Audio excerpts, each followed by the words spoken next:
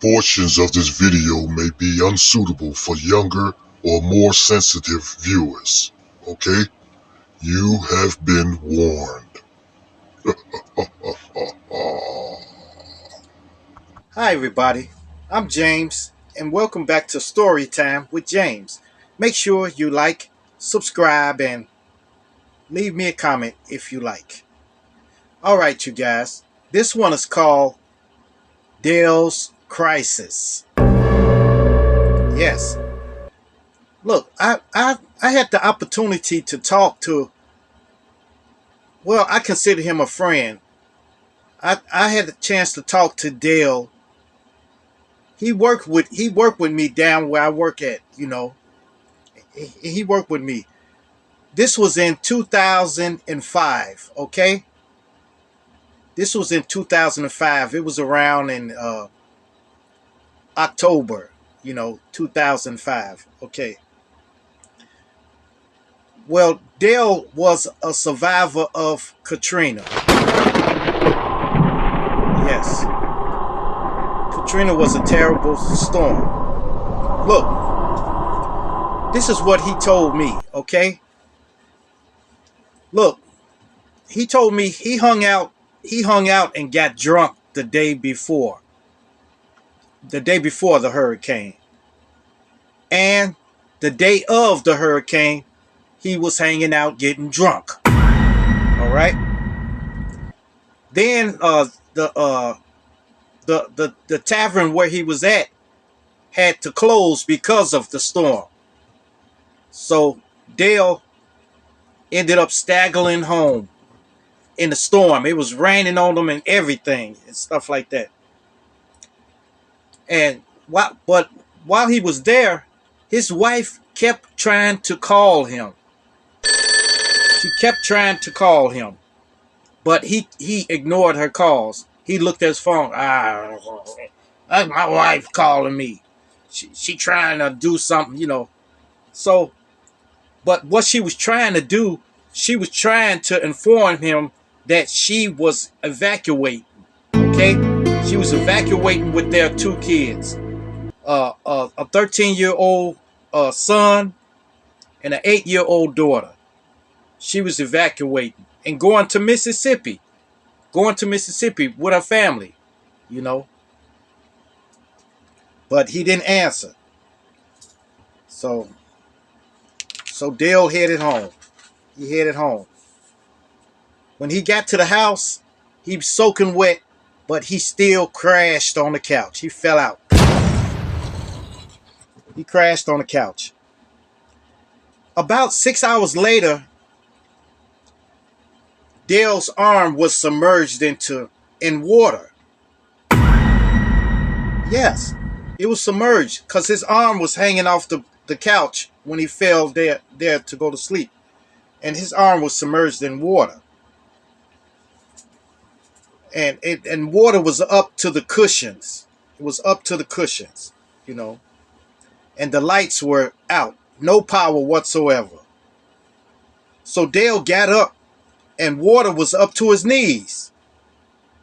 So Dale started searching around, and he got to the cabinet and was feeling around the cabinet and got a flashlight out. By then, water was up to the doorknob, So he went to the front door and opened the front door, and water rushed in, And so the only thing Dale could do was go to his neighbor's house and climb the drain pipe to the second story roof, Man, he couldn't recognize his surroundings. It was like he was in the middle of the lake, And his phone and everything was lost in the flood.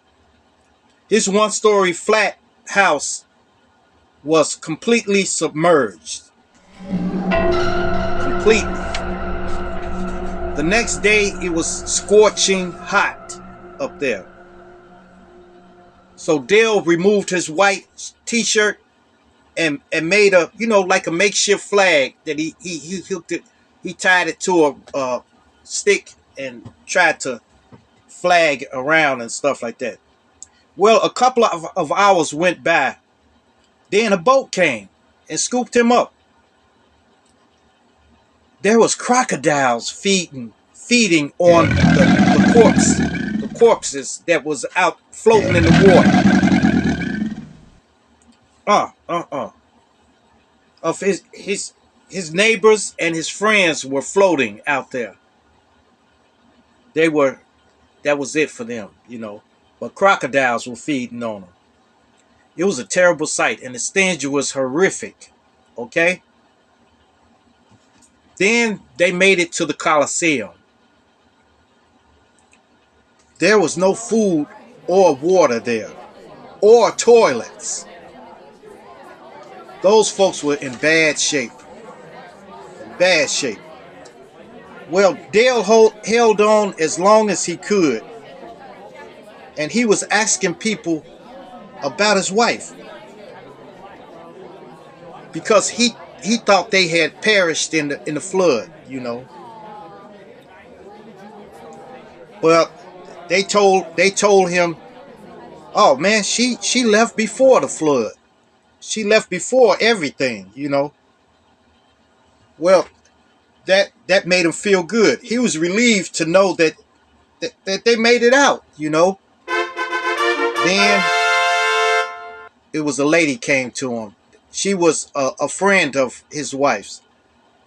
She told him that his wife had moved on. She was through with him. Yes, because he drank too much, and you know he never was home. You know, so then Dale he stopped for a minute. He stopped telling me stuff for a minute and started crying a little bit. You know, and then he said, "Look, I want my wife back. I want my kids and my wife back in my life, you know." But his wife was in Mississippi, and she was doing her thing, you know. So Dale ended up working down there with me. He ended up in Memphis, Tennessee, and was dealing with FEMA, trying to get some FEMA going, but he didn't have no identification or nothing. So he had to go out and get his ID and everything again, you know. But he ended up working down there with me, you know. And all he talked about was his wife and kids. He wanted them back, you know. But shortly after that, he ended up getting fired. He ended up getting fired. Because I don't know what he did. I think he took something out of the kitchen or something like that.